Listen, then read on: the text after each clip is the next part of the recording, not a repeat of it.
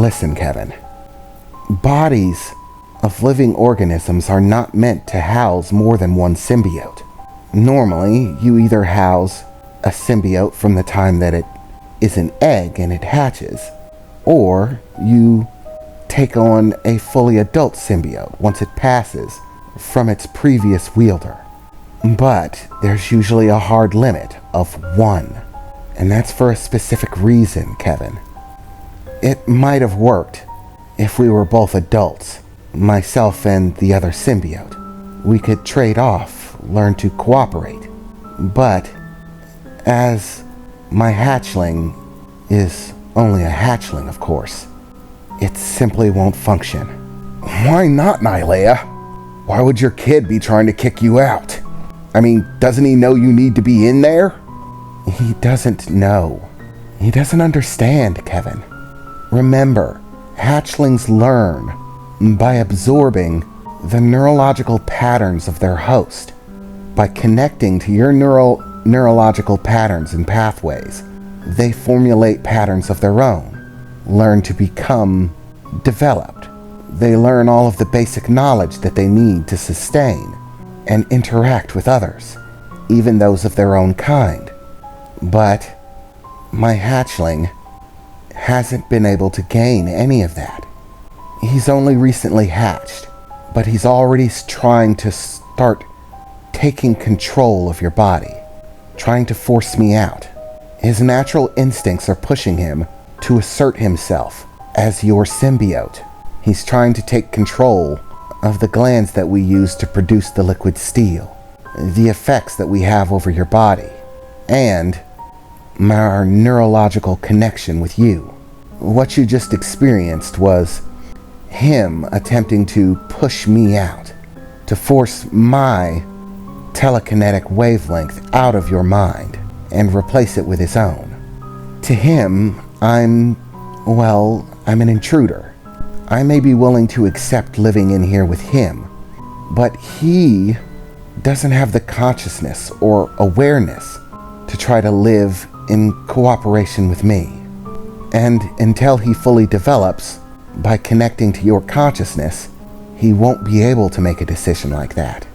He's running on pure instinct, and right now his instincts are telling him that he needs to bond deeper with you, form a stronger connection, and that I am an interloper, preventing him from completing that process. An intruder, someone that he needs to force out.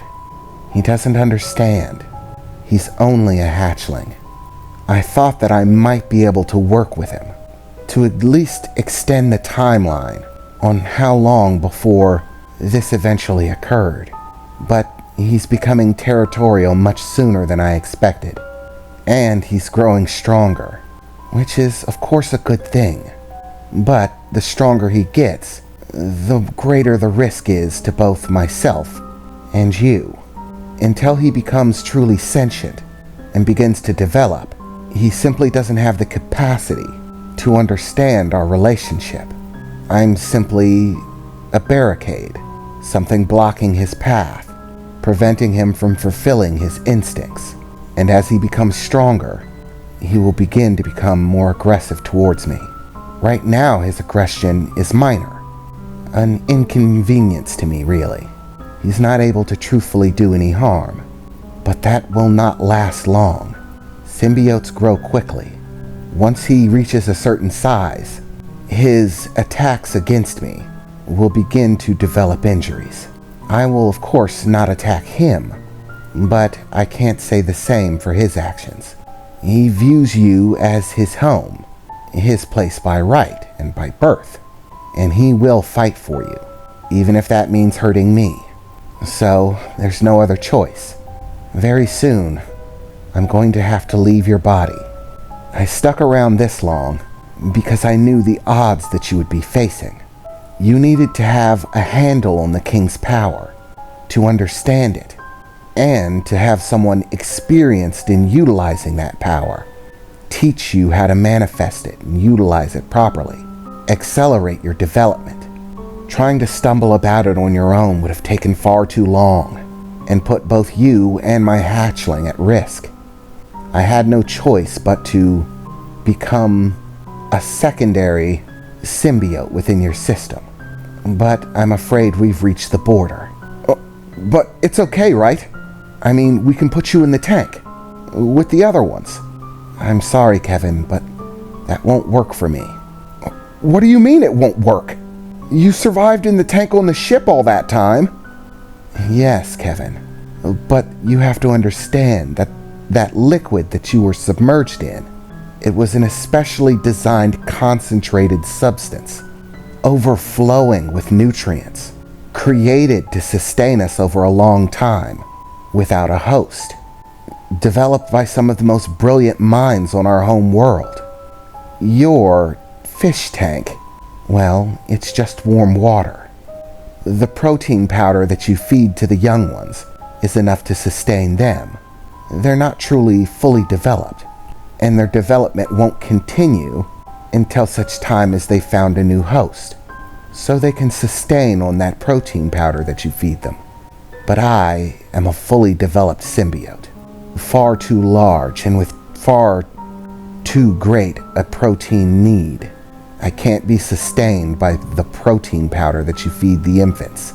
So if I cannot go back to the ship, and I cannot be housed in the tank, my only option is to attempt to search for a new wielder, someone else to bond with, someone who has the king's blood. You've got to be kidding me. That's a 1 in a million shot. The chances of you finding someone are exceptionally remote, right? Yes, Keven. The chances are that I will simply perish long before I find an appropriate host. But that's not fair. You can't just be sent off on your own to die? And I'm still far from the master of heavy metal. I still need you to teach me a lot of crap. I'm sorry, Keven, but our time is running short. The longer I stay, the greater the possibility that I will prove adverse to the development of my hatchling. I won't allow it. If given the choice, I would prefer to die myself than prove even a minor harm to him. He is the fruition of the royal bloodline, the next ruler in line. My time is short in comparison to his. If value must be placed on one of our lives, then it should be placed on his, not mine. Do not worry, Keven. You will still maintain all of your abilities. In fact, the abilities of a symbiote that was nurtured within your own body from the very beginning are actually a bit stronger than those of a symbiote who has had other hosts. He'll be able to heal your injuries faster. Your mental and cognitive abilities will be superior. It will be better than having me. Nylea, this isn't about a power boost.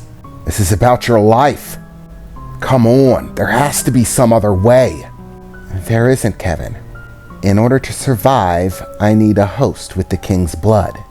The unique effect of king's blood on me is quintessential to my survival, along with the nutrients that are provided. I'm afraid without both of them, then I'm going to be, well, left out in the cold. There's nothing that we can really do about it.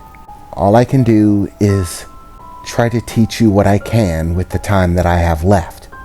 And then I must leave the rest to you. Hope that you can achieve the goal of setting my people free. I knew this would come eventually, Keven. I simply didn't want to burden you with it. This was a cost that I was willing to pay from the beginning. It's not something that's your fault. You did nothing wrong, Keven. This is as it was going to be from the beginning. But I do wish to say that before my time comes to an end, I truly did enjoy being your symbiote, Keven. I thought that I might be able to make the bond last, that I could simply work along with my hatchling to facilitate our unanimous goals. But it was an ill-fated hope, one not to be. And now all there is to do is accept reality. I must find a new host, and you must continue the fight regardless of whether I am able to find one or not.